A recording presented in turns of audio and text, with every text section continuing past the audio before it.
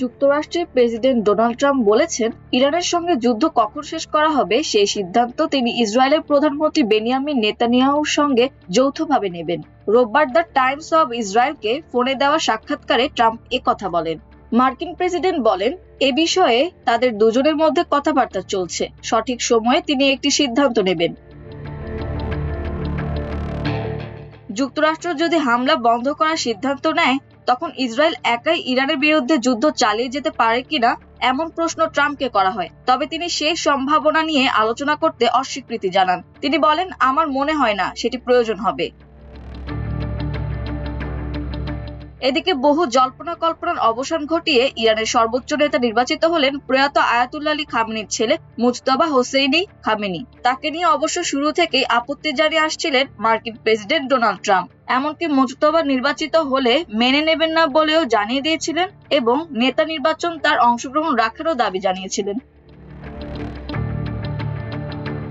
গতকাল রোববার রাতে ইরানের অ্যাসেম্বলি অব এক্সপার্ট নতুন সর্বোচ্চ নেতা হিসেবে সৈয়দ মুজতবা হুসেইনি খামেনির নাম ঘোষণা করেন।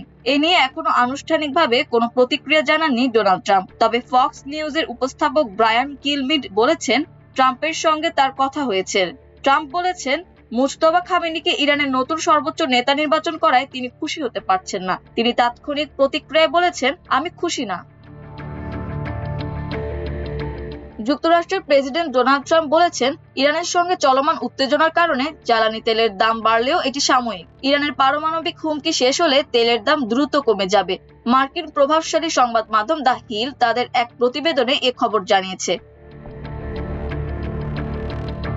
ওই প্রতিবেদনে বলা হয়, রোববার সামাজিক যোগাযোগ মাধ্যম ট্রুথ সোশ্যালে দেওয়া এক পোস্টে ট্রাম্প বলেন, যুক্তরাষ্ট্র ও বিশ্ব নিরাপত্তার জন্য এবং শান্তির জন্য তেলের দাম কিছুটা বাড়া খুব বড় বিষয় নয়। এটি নিরাপত্তার জন্য ছোট একটি মূল্য।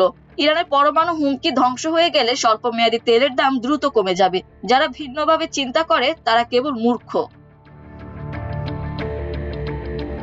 ইরানের সঙ্গে চলমান উত্তেজনার কারণে সাম্প্রতিক দিনে যুক্তরাষ্ট্রের তেল ও গ্যাসের দাম উল্লেখযোগ্যভাবে বেড়েছে। কাতার ভিত্তিক সংবাদ মাধ্যম আল জাজিরা ও বার্তা সংস্থা রয়টার্স জানায়, বিশ্ববাজারে প্রায় 20% দাম বেড়েছে জ্বালানি তেলের, যা 2022 সালের জুলাইয়ের পর সর্বোচ্চ পর্যায়ে পৌঁছেছে।